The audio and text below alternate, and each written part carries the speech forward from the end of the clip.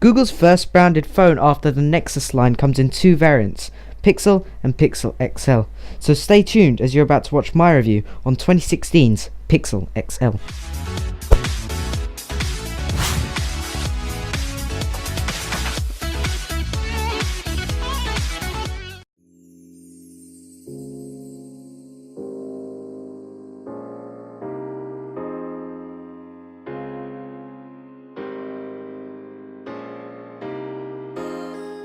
So after the success of last year's critically acclaimed Nexus 6P, Google decided to stop the Nexus brand and therefore kick off their 2016 flagship year with the Pixel. Now in terms of aesthetics of the Pixel XL, I really like the general feel of it in hand. I really like the chamfered edges, even though you don't pay much attention to them. And the bezel is really small like the Nexus 6P.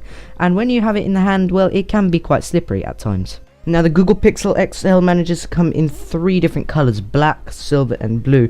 The one I happen to be using though is silver. Now on the Google Pixel XL you will notice that the two speakers are located at the bottom of the device along with the USB Type-C port. Now along the back of the Pixel XL we have the 12.3 megapixel camera along with the finger scanner, which is now located at the back of the device. We also have the antenna bands along with the 3.5mm headphone jack. Now the aluminium unibody and the glass panel along the back can make the Google Pixel XL quite slippery in the hand, and in terms of looks, it looks quite similar to an iPhone. Now along the front of the device you will find an 8 megapixel front facing camera, and in my opinion it does a decent job at taking pictures.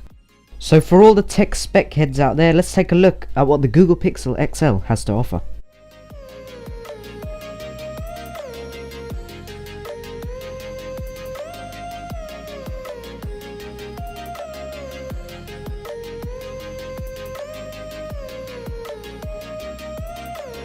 Now like most Android phones these days, the Google Pixel XL is really easy to set up. The transfer is quick and simple, and as long as you have a Google account you're good to go. Now inside of the box you will get two different types of cables. You will get a USB to USB Type-C in case you want to transfer files from your phone to your computer, and then you also get your USB-C to USB-C cable, which will be used for charging. So now that I've gone through most of the specs and setup of the Pixel XL, it's now time to move on to some more performance related parts of the Google Pixel XL. The new Pixel XL rocks out the new Snapdragon 821 quad-core processor, and right off the bat you'll notice that this is one quick phone. What I really liked when playing around with the Pixel is how responsive the phone is, and remembering that this is a pure stock Android experience really added to the speed and responsiveness of this phone. Now Google have made sure that most software features you find in the Pixel phones may not be found necessarily when you upgrade other Android phones to Android 7.1 in the future. Now the Quad HD screen and the high pixel density on this device really make for viewing pictures and videos really nice, and in general they look really good. Now with the high pixel density that comes with the Google Pixel XL, there is the ability to do 4K streaming, and although we saw this on the Nexus 6P, I think on the Google Pixel XL it is even better than that of its predecessor. So now that we've looked at performance, let's look at some new features on the Google Pixel XL. So a new feature on Pixel XL is the ability to do fingerprint scrolling, and fingerprint scrolling uses that back fingerprint scanner, and it allows you to scroll through whether it be images or it even can just be what I'm doing here with the notification screen. And I personally think it's really good, and it makes scrolling a whole lot easier.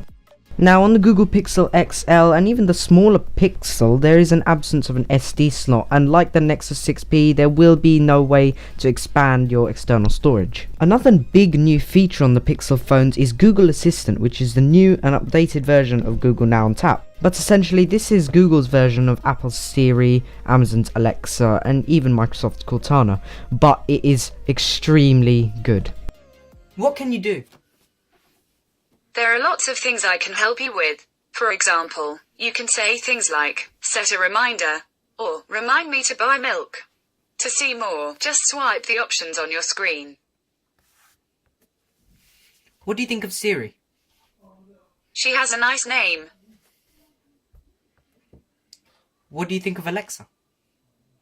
Alexia has such a soothing voice. I like it. So what you just saw there was me demoing out Google's new assistant, and to be honest I really like it, and I really like the fact that it's going to get ongoing updates to the actual software, so it will keep on getting better and better. But at the moment it's still really good. It's definitely an improvement from Google Now on Tap, and I really like it. What is the capital of the Philippines? Manila is the capital of the Philippines. How big is it? Its surface area is 38.55 square _ kilometers. Now, one feature I really do like about the Google Assistant is the ability to continue your conversation off with her. So, for example, what I did there was I asked her about the Philippines, and then I asked her how big is the Philippines, and I didn't have to go and ask her how big is the Philippines. I just continued my conversation just by saying, okay, how big is it?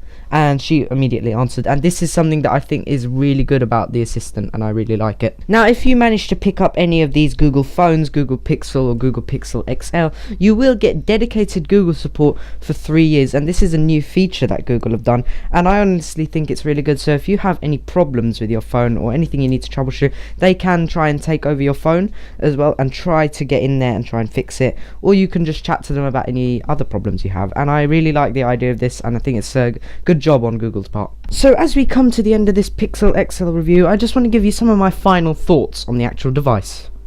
So all in all, anyone who wants the purest Android experience and the latest one out there should definitely pick up a Pixel XL, as it's a great phone, and although it doesn't contain some of those premium feels that the Nexus 6P did, it's still a really good phone, and I would definitely recommend it. So for anyone looking to get a Pixel XL, I don't think you will understand the splendor of this phone until you really have held it and used it for a bit like I have, and you will have to pay, if you are thinking of getting one, that hefty price of £700, but it is worth it. So now looking at some of the pros and cons of the Google Pixel XL, I would definitely say some of the pros are definitely the Google Assistant, the dedicated Google support, and even Android 7.1 Nougat, which is great as well.